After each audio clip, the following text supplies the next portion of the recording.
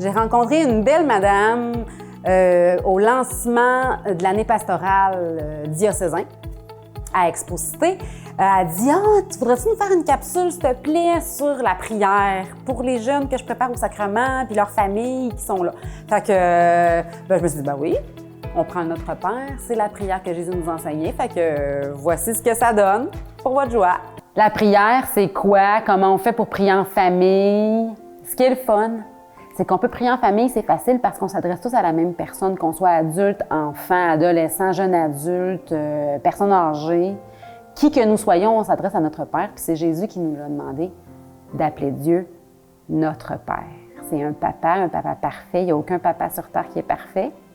Et notre papa du ciel, lui, il est parfait, toujours accueillant, toujours prêt à nous écouter, à nous aimer. Il n'est qu'amour. Notre Père qui est aux cieux, toi qui es déjà dans l'éternité, cette vie qu'on va avoir après notre mort, cette vie éternelle d'amour, que ton nom soit sanctifié. Des fois, on dit ça, tu sais, ah, lui, c'est un petit tremblé, ah oui, il ressemble à son Père. Mais dans Notre Père, Seigneur Jésus, quand il nous a appris à prier Notre Père, il nous a dit que dites à Dieu que ton nom soit sanctifié, c'est ça que ça veut dire, tu sais. Que le nom de Dieu, que parce que Dieu m'habite, parce que je suis son enfant, j'ai ses gènes, son ADN en moi, bien que ça paraisse par ma vie que Dieu est bon, que Dieu est saint, que Dieu est aimant, que Dieu n'est qu'amour, que ça paraisse par ma vie. Ah oui, t'es une petite qui, toi? Ah, moi, je suis une petite de Dieu. Ce serait mon rêve un jour de me faire dire ça. Que ton règne vienne, que tout ce qui ne marche pas dans le monde, que toutes les souffrances, que tout ça passe pour qu'advienne le règne où il n'y aura plus de larmes ni de souffrances, où les gens vont être tout amour, charité, bonté les uns avec les autres, puis où ça va être justice et paix. Que ta volonté soit faite sur la terre comme au ciel. Mais ça passe pas par autrement que par nos vies. La volonté de Dieu, par notre humanité. Il passe par nos désirs, par qu'est-ce qu'on aimerait de plus beau. Je sais pas, moi, je me rappelle quand j'étais petite, là, le soir avant de m'endormir, je rêvais tellement d'une vie idéale. Puis je mettais des mots là-dessus, tu sais, des rêves de princesse, de beauté. C'est ça le règne de Dieu. Un règne d'amour qui n'aura pas de fin. Donne-nous aujourd'hui notre pain de ce jour. Donne-nous de tout ce qu'on a besoin. Du pain à manger, un toit sur la tête, de l'eau chaude pour se laver, etc. Et des amis aussi, de la famille, de la santé. Donne-nous aujourd'hui ce dont on a besoin.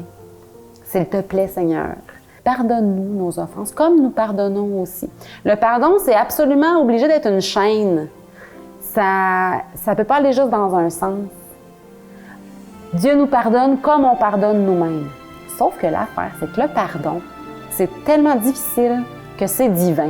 Puis on a besoin de Dieu. Fait on peut lui dire, Seigneur, moi, je suis toute petite, je suis incapable de pardonner à cette personne-là, qu'est-ce qu'elle a fait? Viens m'aider, viens pardonner en moi, viens toi-même lui pardonner à travers moi. Au secours, Seigneur! Pardonne-nous comme nous pardonnons.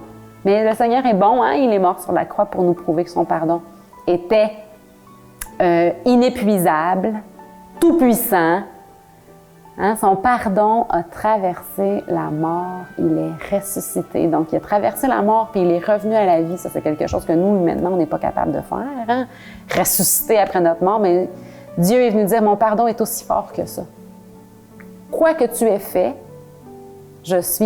Dieu est un Père aimant qui t'accueille, quoi que tu aies fait. C'est ça le pardon. Accueillir l'autre puis continuer de l'aimer, peu importe ce qu'il a fait. Donc, pardonne-nous comme nous pardonnons aussi à ceux qui nous ont offensés. Ne nous laisse pas entrer en tentation.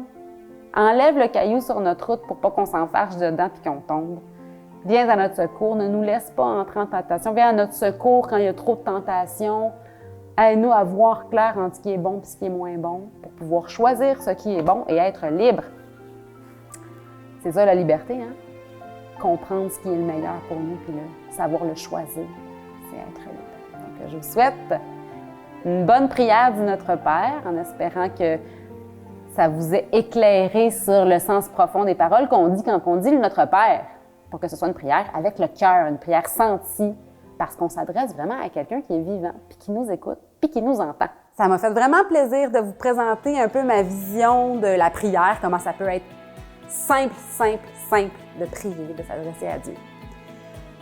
Ça vient d'une demande, ça c'est Madame Nadeau de Beauce qui m'a demandé « Tu nous ferais-tu une capsule sur la prière en famille et tout ça? » J'ai dit « Ben oui, avec plaisir. » Et pour moi, c'est vraiment une bénédiction d'avoir une demande qui m'est faite. Tu nous parlerais-tu, Geneviève, s'il te plaît, de tel sujet? Fait que si vous avez des demandes, vous avez envie de m'entendre sur un sujet ou un autre, n'hésitez pas, ça va me faire plaisir. Au plaisir, à bientôt, bye!